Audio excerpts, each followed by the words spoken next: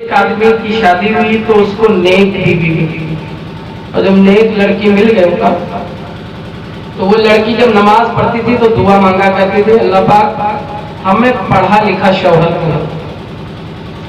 لیکن جب اسے بیاہ ہوا تو ان کا بھینس چراوے والا شوہر ہوا۔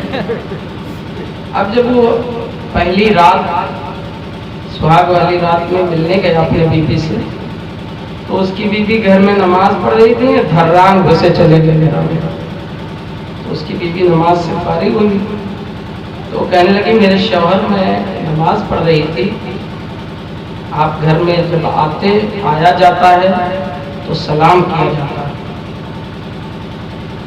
تو کہیں ہاں پہلے دن ہم تو سلام کے لیے بس کہہ دیے مہرو غلام ہے تو کہ نہیں میرے شوہر سنت طریقہ یہ ہے کہ آنے والا سلام جب کرتا ہے تو اس کو ثواب زیادہ ملتا ہے۔ پڑھی لکھی تو وہ لڑکیاں کہ اس کی ایک بات بتاؤ آپ پڑھے لکھے ہو؟ تو کہ نہیں ہم تو کچھ نہیں پڑھے لکھے، ہم انگوٹھا ٹیک ہیں۔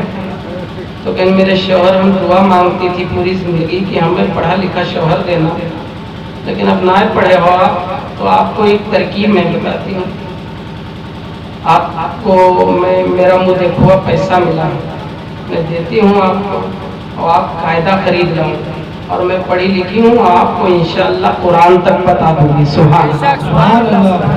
کہن ہاں ہم جائے کتاب لے کے بس ابھی کہاں کہ یہ مہروا ایک پڑھائے دے تو معاملہ ہو جائے گا گڑبڑ۔ کہیں نہیں میں کسی کو نہیں بتاؤں گی۔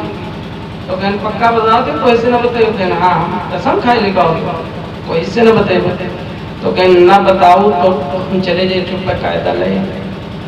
وہ بازار سے قاعدہ لے آ، اس کی بیوی جب وہ دن بھر کام کر کے شام کو گھر آتا تو اس کی بڑی خدمت کرنے کے بعد میں اس کو قاعدہ سکھاتی، دھیرے دھیرے قاعدہ یہ سیکھ گئے، اور پھر اس نے سرن القرآن منگایا وہ بھی سیکھ گئے۔ پھر دھیرے دھیرے پارہ یہ پڑھنا شروع ہو گئے، اب پڑھنے لگے اچھا خاصا، 1 پارہ 2 پارہ 3 پارہ 4 پارہ 5 پارہ 10 پارہ۔ ان کے جب قرآن آدھا سے اوپر ہو گیا تب یہ اپنے بیوی سے کہا تھا اب تنی تم اپنے سہیلی وہیلی سے بتاؤ کرو کہ ہم پڑھے لکھے۔ تو کہیں میرے شوہر یہ علم ہے، علم یہ اپنے آپ ظاہر ہو جایا کرتا ہے، آپ غم نہ کرو۔ آپ جب کسی کے ہاں انتقال ہو جائے گا تو آپ جانا اس کے یہاں پارہ پڑھنا تو پورے علاقے والے جمع ہوتا ہے، سب جان جائیں گے کہ یہ قرآن پڑھا ہوا ہے۔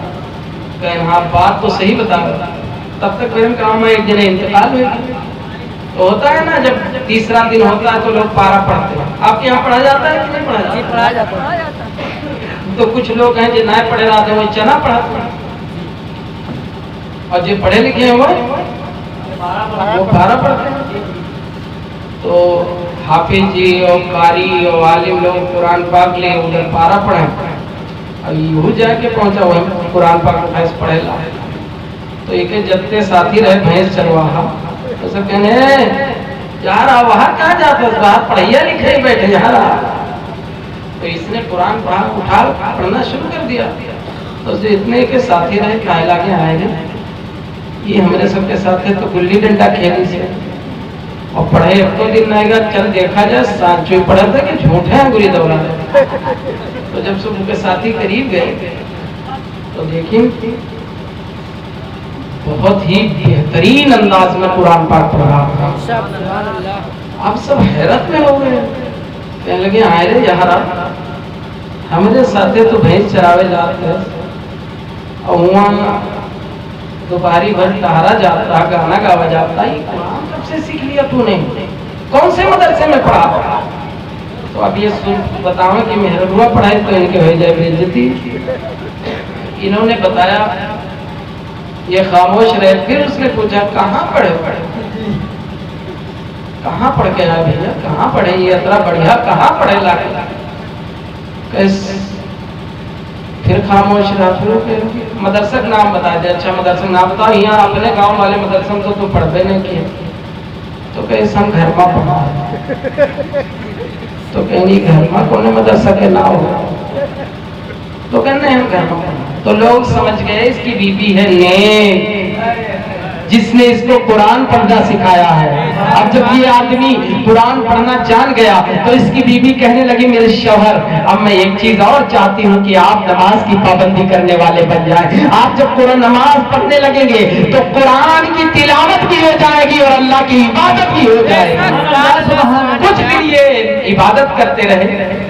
اور پھر اس کی بیوی نے کہا میرے شوہر یہ میرا زیور ہے، اسے میں آپ کو دیتی ہوں، اسے بیچ لو، چلے جاؤ سرکار کے دربار میں، آپ وہاں حاضری دے آؤ تاکہ اللہ ایک آپ کو اور مرتبہ عطا فرما دے، اور آپ کو جب سرکار کی حاضری نصیب ہو جائے تو سمجھ لو آپ بھی حاجی ہو جائیں گے، میں قیامت میں حاجی کی بیوی کہلاؤں گا۔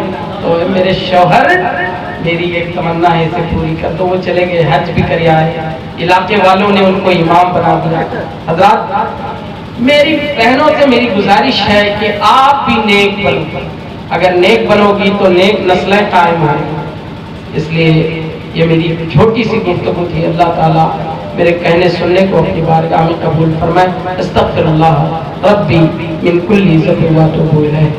لا الہ الا اللہ محمد رسول اللہ۔